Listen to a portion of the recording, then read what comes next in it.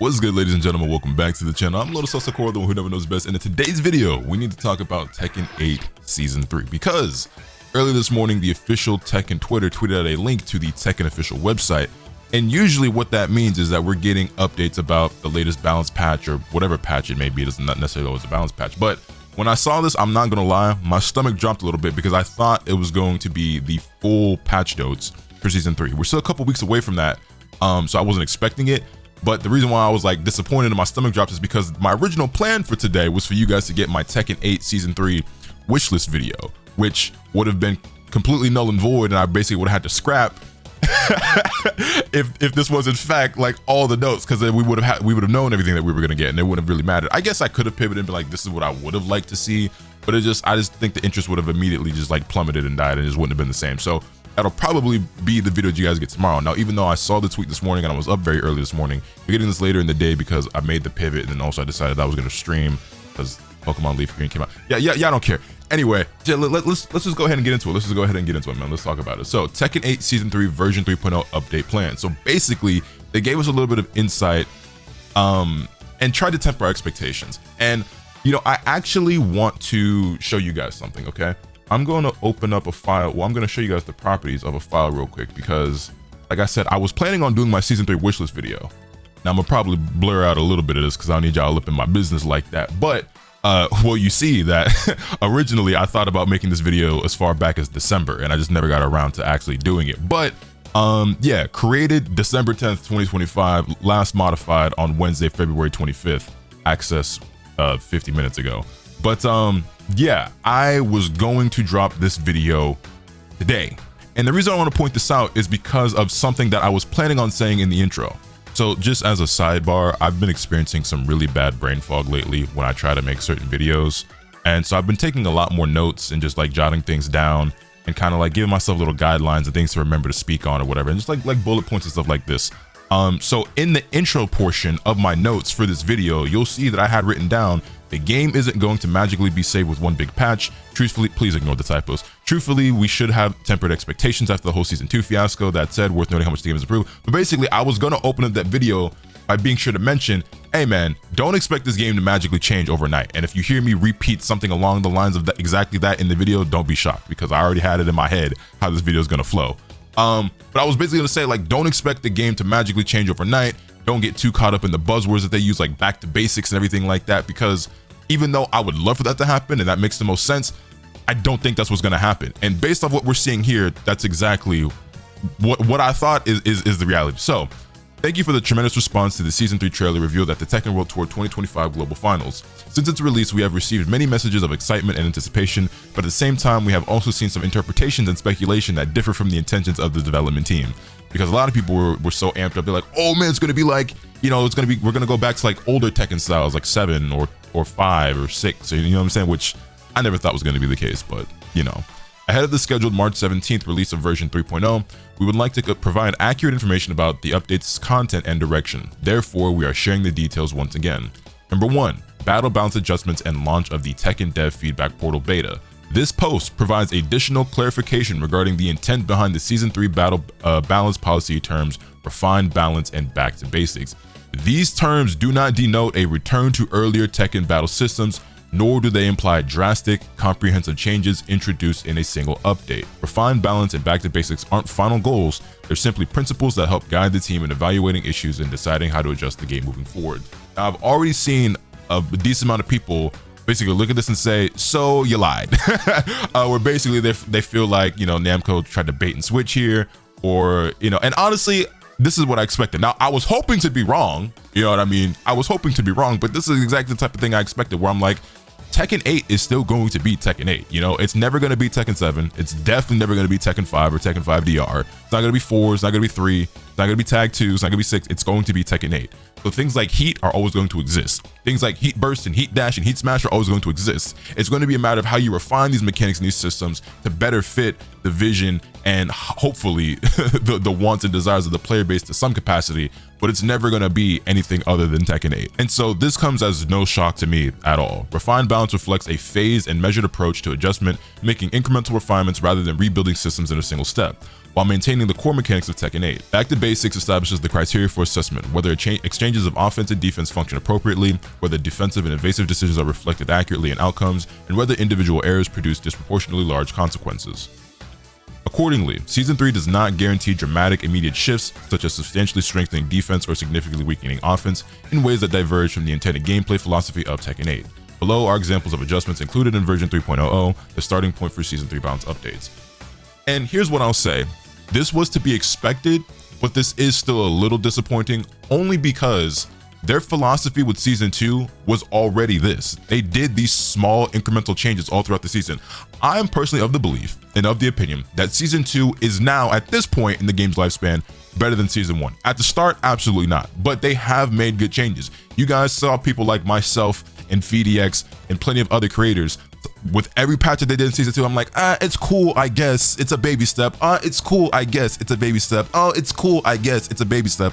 And things have been trending very slowly in the right direction all throughout Season 2. Now, while there's still a lot of things wrong with the game and a lot of changes I would like to see, I'm sure you guys feel this way as well, Season 2 was a hell of a lot better than where it started out at. And I think at this point, it's overall better than Season 1. I mean, I'm taking this current version of the game over, you know, what was it, plus 17 heat engagers and Dragunov the way he was running around. You know what I mean? Like, granted, Anna Williams is a thing, but hopefully she gets more than a slap on the wrist this time around. So what I will say is, while this is what I expected, like, now was the time to do a big dramatic shift, a big change, because you said you weren't going to do it throughout the middle of Season 2 because of tournaments and everything like that. What's the off season now? Patches coming up, tournaments don't kick back up for a couple of months. Like, this would be the time to do your big major change. So like, that is disappointing to read and hear, but to be honest, it was expected. That being said, they do give us some examples here of the types of changes we can expect to see, which are some pretty big ones, I will say. You know, these are game changers. So number 1,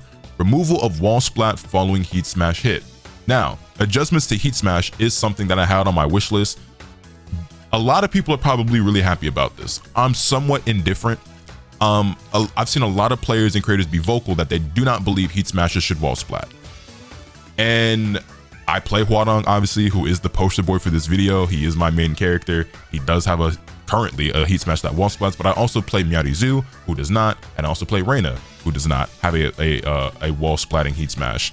So for me, I never really had an issue with it. Maybe it is biased because one of the characters I play does have one, but even when I'm getting wall splat, the only character that's ever really bothered me was Jin, because he does it from, you know, Timbuktu.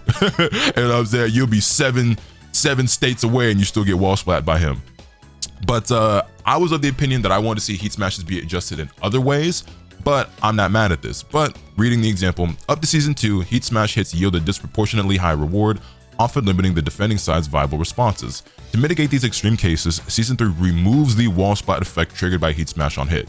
So like I said, while this is not a sentiment I shared by the general player base, I did not think heat smashes wall splatting needed to be removed. I'm not mad at it either, you know what I'm saying? Like I said, one of my characters is affected by this, but it's not the end of the world. It is what it is. So let's go ahead and take a look at the example here now. This is what happens before. He's left in Flamingo. You get the wall splat. Why are we in 240p? We just go ahead and run that back real quick. So yeah, here you have Hwadong, current version of the game. Heat smash into Flamingo, wall splat. He gets the tornado. You know how it go. However, now, what's going to happen as of March 17th, heat smash, no wall splat. My only real issue with this as a Hwadong player is the fact that he's still left in Flamingo, which I feel like kind of leaves him in a bit of a disadvantage. It made sense on hit previously, because if you didn't land in Flamingo, it allowed you to do even more. The damage you'd be able to get would be even higher than it already was. So it's actually kind of limited him in a way compared to now, where it feels like, I don't know if he's going to be in a vulnerable state on hit now in these situations. I guess we'll see. But I would prefer it if the heat smash hits, he just lands in regular stance. That's just me. That's my only real thing. Him losing the wall splat property, like, it is what it is. I don't really care that much. But him still being in Flamingo when it hits, I'm not sure if I'm a fan of, but I guess we'll see how it plays out, you know, when we actually get our hands on it and when the game is finally updated. That's my only thing about that. The other thing as well that I will say is that if we're removing the wall splat properties from heat smashes, I think we need to go even further with it, okay? Because heat smashes do more than just wall splat. They floor break, they trigger floor explosions, they trigger wall breaks, they, you know what I'm saying, and all that good stuff, you know, all the stage gimmicks. So if we are removing the wall splat from heat smashes and we're doing it for every character, cool. But in my opinion, then heat smashes should no longer floor break or activate the floor blasts or wall blasts. You know what I mean? Like stage gimmicks should also be affected by this, and they shouldn't trigger on heat smash. I think that's just fair. I feel like that just makes sense. Like if we're removing the wall splat, I think that should be across the board just how heat smashes are affected. Especially because I don't feel like a lot of heat smashes are properly balanced in a way that makes sense for where they have certain properties and don't. You know what I mean? And that's what I wanted to talk about in my wishlist video, where heat smashes should be balanced in a way where it's like, oh, this one wall splats, but it's like negative on block, or it has really bad range or something like that. This one has really high damage, but it's really slow, or you know what I'm saying? Like certain ones, like I don't feel like there's real rhyme or reason that why certain heat smashes have certain properties. It feels kind of random and all over the place, and I would have liked more cohesion and logic behind it.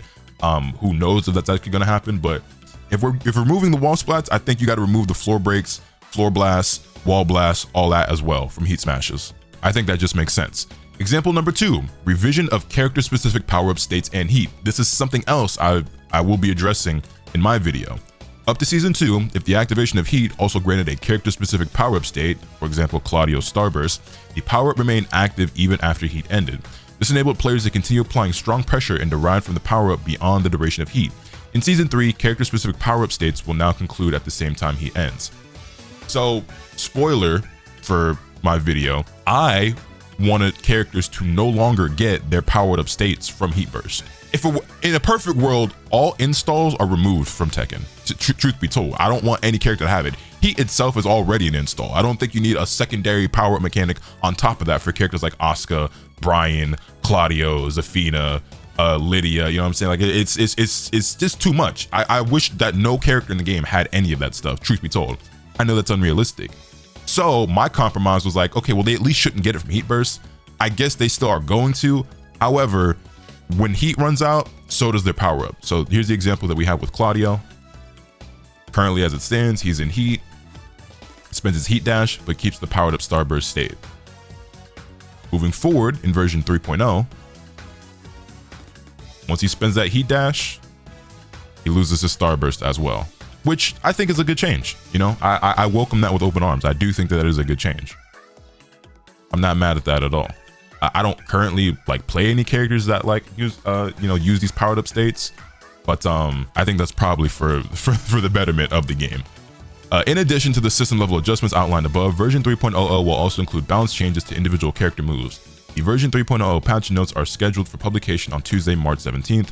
Balance adjustments will not end with version 3.0, rather updates will continue on an ongoing basis. Large-scale, abrupt changes carry a risk of unintentional distortion of the battle environment, therefore adjustments will be implemented gradually and continuously in alignment with the defined policy direction, including a conjunction with the introduction of new characters. So again, like you don't want to like create an unstable environment, especially for the competitive scene. You don't want to make these drastic changes, so it's going to be like gradual. That's all the more reason why you should do it now during the off season of the tour, and players have a couple of months to get adjusted to the new version of the game, get adjusted to the new changes, build that new muscle memory. Just like I said, just get used to everything before the circuit starts back up.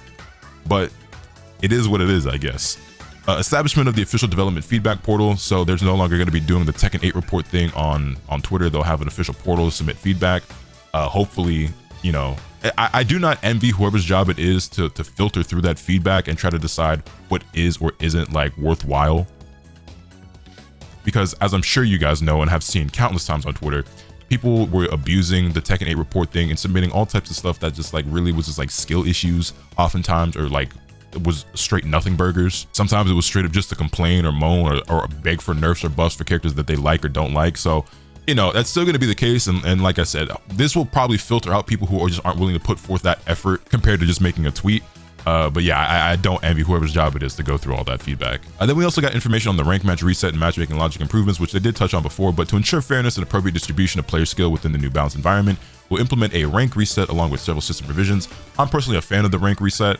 I have been ranking up a lot lately with my characters. I've been making the push to see if we can get some characters to GOD before season 3 actually, happens. And I think it's fun.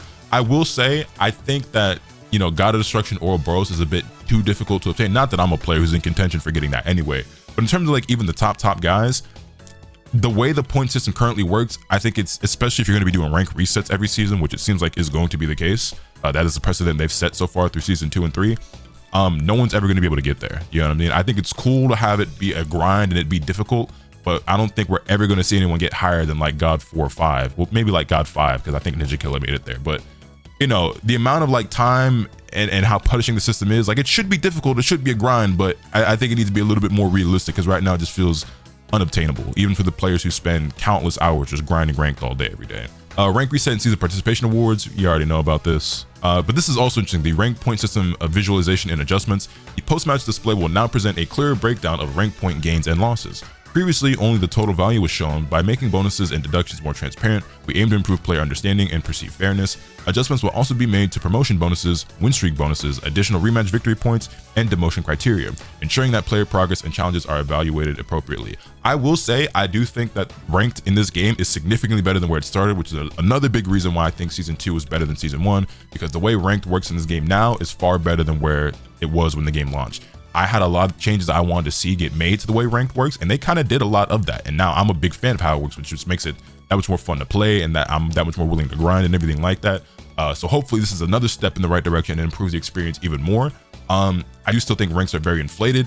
I say that based off my own progress, because like the ranks that I'm at with some of my characters, I'm like, I don't think I'm that good to where I should be at them ranks. So if I can make it, you know what I mean? I'm using myself as the reference point. But you know, it is what it is. That's why we have, you know, God 1 through Ouroboros now, so it is what it is. And also matchmaking logic improvements. Matchmaking will be refined to reduce pairings between players of significantly different skill levels. Ranking logic for secondary characters and rank-based matchmaking restrictions will also be reviewed to improve fairness while maintaining reasonable matchmaking times.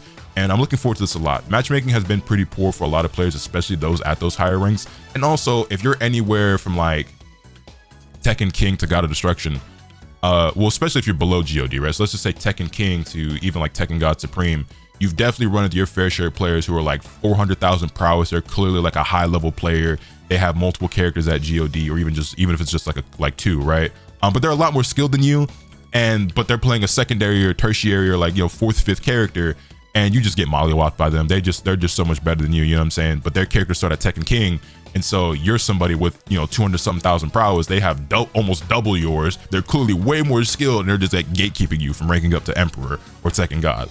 I experienced it myself a handful of times, you know what I'm saying? And, you know, it is what it is. Like, it just par for the course. You just got to take those lumps, you know? But if they can improve the matchmaking even more to make it more, you know, one-to-one, to where you're fighting players that are actually close to your skill level, then, hey, I'm here for it. They go on to say that we have compiled and shared an overview of the ongoing initiatives planned for Season 3, including the post-version 3.0 battle balance policy and improvements to the ranked match environment. To continue delivering updates that meet your expectations, your candid feedback based on actual gameplay is essential. The Tekken Dev feedback portal, scheduled to open on Monday, March 16th, will serve as a place where the development team can reliably receive your input and apply it toward improving the game. Please report any battle or system issues via the web form and use the official Discord server for opinions and discussions related to battle balance. We encourage your active participation and greatly appreciate your continued support of Tekken 8. And so that's that. So I'm looking forward to Season 3 quite a lot. You know what I'm saying? I get my Goku Units, which, by the way, like, I'm ecstatic for Season 3, not only because the changes that we've seen so far based on this do seem like good ones, and hopefully there's more good ones to follow. Like I said, I do think Tekken 8 has been on the upward trajectory and things have been going in the right direction, slowly, but albeit but surely. I get the character that I've been wanting the most since the day the game came out. But like, why is she not dropping alongside the patch on the 17th like Anna did when Season 2 came out? I don't know. She's coming out in late spring, which could mean like, that could mean April, that could mean May. I expect it to probably be in May, unfortunately, so that means I just have to wait a bit longer, but, you know, I digress. Yeah, man, so if you're somebody who was hoping for like a gigantic, massive overhaul for Tekken 8, or for it to be more similar to Tekken 7 or 5 or something like that, if you're one of those people, got some bad news for you. But even if you're somebody like myself who expected this, but we're hoping to be wrong, well, I feel for you as well, obviously. Like, I relate to you, because it just makes sense to me that like this should have been the big massive change, you know what I mean? But I will take the gradual steps in the right direction, you know what I mean? As long as things are continuing to go the right way, then I can't be too mad at it, you know what I'm saying? So that's pretty much it. You guys let me know your thoughts in the comment section down below. Hit this video with a like if you enjoyed, subscribe if you haven't already so you can stay tuned for all this content that I'm bringing you. And with all that being said, that's pretty much all I have today. And remember, there's a good happen to you, swing the bat. Later.